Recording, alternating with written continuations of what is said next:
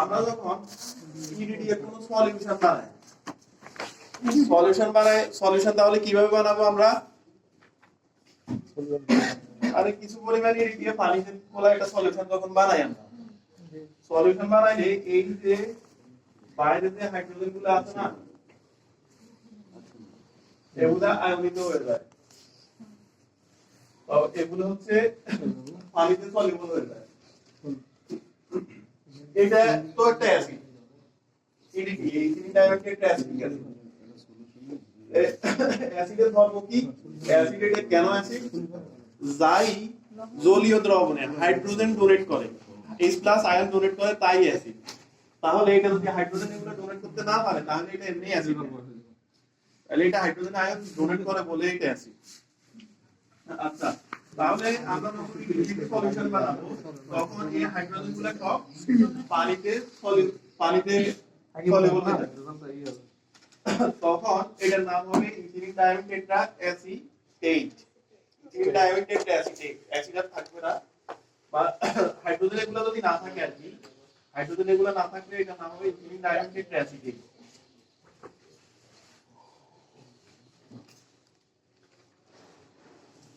তাহলে হাইড্রোজেন চলে গেলে এখানে হাইড্রোজেন একটা নেগেটিভ চার্জ থাকবে।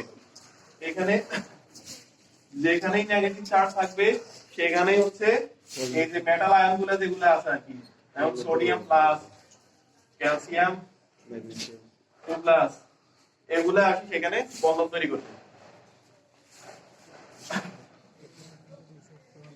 কারণ হচ্ছে এই যে সব সময় নেগেটিভ আর পজিটিভ একে অপরের প্রতি আকর্ষিত হয়। ওখানে তো অক্সিজেনের হাত আছে একটা, প্লাস কোনটা এটা? ক্যালসিয়াম বা সোডিয়াম, ক্যালসিয়াম ম্যাগনেসিয়াম। আচ্ছা, তো এটা হচ্ছে নরমাল আয়নিক বন্ড না, নরমাল আয়নিক বন্ড না। তো এখানে এই যে এখানে একটা মুক্ত জোড় ইলেকট্রন আছে আর কি, বা হচ্ছে একটা ইলেকট্রন এক্সেস আছে, অতিরিক্ত আছে। এখন এটা ইলেকট্রন এটা দিয়ে বন্ধন করতে পারে, অথবা যে মুক্ত জোড় ইলেকট্রন গুলো আছে এগুলা হচ্ছে দুইটা এর মধ্যে ডোনেট করে দেওয়ার মাধ্যমে করতে পারে। নরমাল আয়নিক বন্ধনে হচ্ছে ওই যে ইলেকট্রন যতগুলা ঘাটতি আছে বা ইয়ে আছে ওই হিসাবে ডোনেট করে, কিন্তু এখানে একটু ব্যতিক্রম। আচ্ছা, তাহলে এই যেহেতু নেগেটিভ আছে, মেটাল আয়নগুলা পজিটিভ এখানে আকর্ষিত হবে, এখানে বন্ধন তৈরি করবে। তাহলে এটা একটা ইলেকট্রন ডোনেট আছে, ইলেকট্রন ডোনেট করে, তাহলে এটা একটা লিগ্যান্ড। আর এটা হলো যেগুলা ইলেকট্রন অ্যাকসেপ্ট করে, এগুলো সেন্ট্রাল অ্যাটম বলা হয়। তাহলে ইডিডি কমপ্লেক্স বন্ড তৈরি করে, এজন্য হচ্ছে আমরা এখানে ওই যে টাইপের জন্য ইডিডি ব্যবহার করি। ইডিডি এর পরিবর্তনে কি ব্যবহার করা যাবে? যাইতে পারে, অন্য কোনো লিগ্যান্ড ব্যবহার করা যাইতে পারে, যেটা হচ্ছে এই যে ওই যে ইন্ডিকেটর থেকে মেটাল অ্যাটম গুলোকে আলাদা করে গ্রহণ করে নিয়ে নেয়, এরকম যে কোনো কিছু ইউজ করা যাইতে পারে।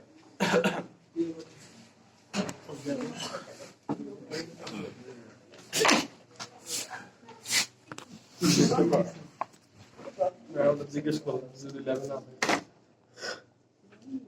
আচ্ছা, এখন কথা হইলো ইডিডি এর যে আমরা এই সলিউশনটা বানাবো, ইডিডি পানিতে দ্রবীভূত হয় না, ইডিডি পানিতে ইনসলিউবল, ইডিডি ফ্যাট সলিউবল। এজন্য যেটা করা হয়, ইডিডি এর একটা সল্ট ব্যবহার করা হয়, যেখানে হচ্ছে এই যে ডাইসোডিয়াম ডাইহাইড্রেট ইডিডি ব্যবহার করা হয়। ল্যাবে যেটা পাওয়া যায় ডাইসোডিয়াম ডাইহাইড্রেট ইডিডি, ইডিডি এর এই যে এখানে COOH যেগুলা H ফাঁকা হয়ে যেগুলা মাইনাস থাকে, এখানে সোডিয়াম বন্ড করলে আর কি, একটা সোডিয়াম যদি বন্ধন করে COOH তাহলে হচ্ছে কি ডাইসোডিয়াম ইডিডি। তো ল্যাবে যেটা পাওয়া আছে বা হচ্ছে মার্কেটে अवेलेबल যেটা পাওয়া যায় ডাইসোডিয়াম ডাইহাইড্রেট ইডিডি। দুইটা হাতে সোডিয়াম থাকে আর দুইটা হাতে হাইড্রোজেন থাকে।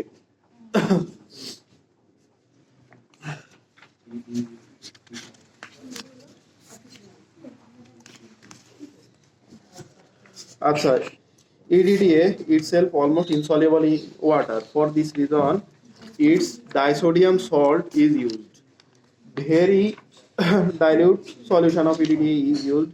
Typically concentration is 0.01 molar solution. সাধারণত ব্যবহার করা হয় 0.01 molar solution.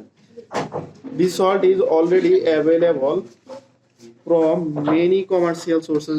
বাজারে এগুলো available পাওয়া যায়. Instead of এগুলো EDTA molecule is repeated. আচ্ছা, তো এখানে EDTA বুঝাইছে Y দিয়ে বুঝাইছে। শুধু এত বড় এটা না লিখে তা Y দিয়ে EDTA কে বুঝাইলো। ইলেকট্রন Y মানে হলো EDTA। সাধারণত যখন হাইড্রোজেন সাইডটা মানে চালু হলে যখন H+ থাকে তখন এটা লিখছে এরকম H4Y।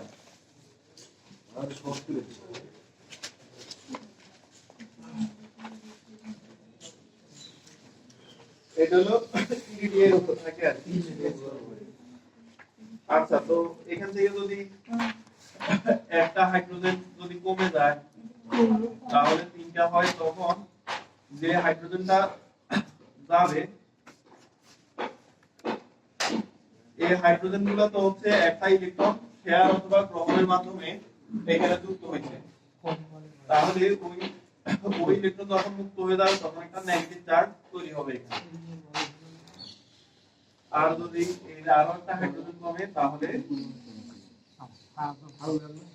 2- দেখা যায়।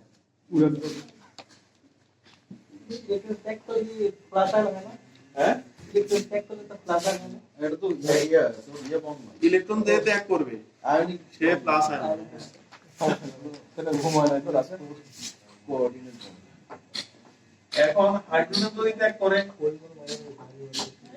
এই হাইড্রোজেন এখানে সাপোজ একটা ইলেকট্রন গ্রহণ করে নিছিল, এখান থেকে EDTA থেকে একটা ইলেকট্রন গ্রহণ করে নিছিল, হাইড্রোজেন নিজের আছে একটা আর একটা ইলেকট্রন গ্রহণ করে মানে সর্বশেষ কক্ষপথে দুটো ইলেকট্রন বানাইছিল। এখন যাওয়ার সময় হাইড্রোজেন তো নিয়ে যাবে ম্যাক্সিমাম একটা, আরো একটা তো এখানে থেকে যাবে। ওইটা হচ্ছে এই যে মাইনাস আকারে লেখা হয়েছে।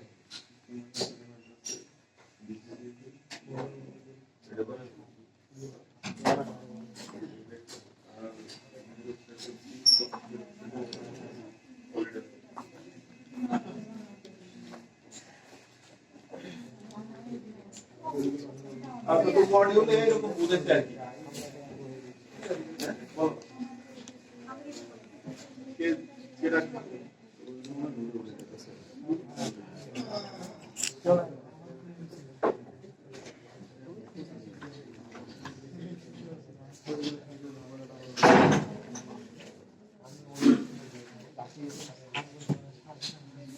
আচ্ছা, তাহলে আমরা ল্যাবে যেটা ইউজ করি সোডিয়াম দুইটা থেকে হাইড্রোজেন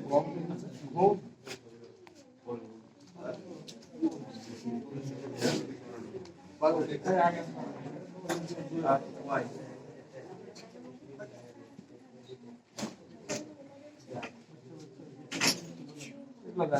আচ্ছা, Y তো হচ্ছে EDTA।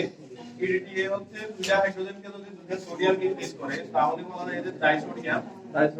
হাইড্রোজেন নরমালি EDTA তে থাকে ডাইসোডিয়াম আর হচ্ছে এই যে দুই অনু পানি, এমনি এটাতে দুই অনু পানি অ্যাবজর্ব করে রাখে। আপনারা আমাদের কাছে যে আছে এটা হলো ডাইসোডিয়াম ডাইহাইড্রেট EDTA। এর পানি নাই হ্যাঁ, এটাতে পানি নাই দুই অনু পানি প্রত্যেক অনুর সাথে দুই অনু পানি থাকে। হ্যাঁ, যেমন হলো গ্লুকোজেও এরকম এক অনু পানি যুক্ত থাকে।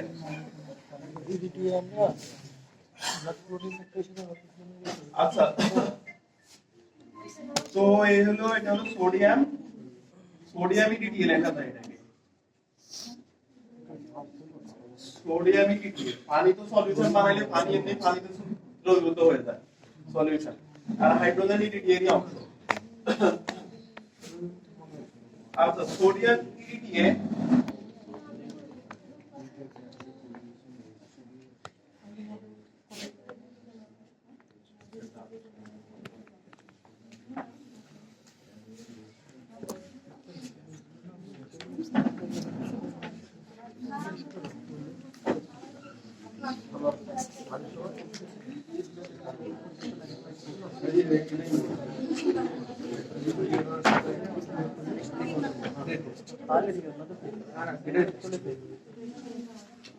এটা তো বুঝছি, এটা তো টাইটেশনের ধাপ আর কি। ওটাই এই যে ডাইসোডিয়াম ডাইহাইড্রেট ইডিটি এটা আছে না, এটা যখন আমরা সলিউশন বানাই, পানি এমনি পানিতে দ্রবীভূত হয়ে যায়, পানি আর থাকে না, সোডিয়াম আয়নিত হয়ে যায়, সোডিয়াম আয়নিত হয়ে যায় টোটালি, এবং এই হাইড্রোজেন দুইটা থাকে।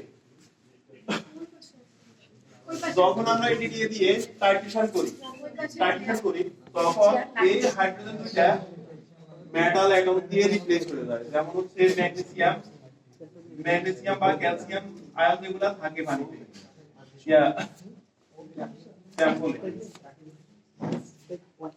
স্যাম্পলে ম্যাগনেসিয়াম বা ক্যালসিয়াম আয়ন যেগুলো থাকে, এই হাইড্রোজেন দুইটা ওই ম্যাগনেসিয়াম বা ক্যালসিয়াম আয়ন দিয়ে রিপ্লেস হয়ে যায়। রিপ্লেস হয়ে এই যে এই রিঅ্যাকশনটা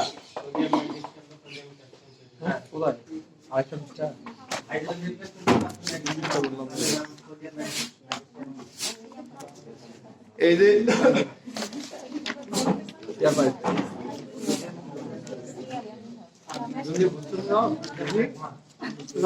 কাটা খুবই টাফ, এই রিঅ্যাকশন এটা মডেল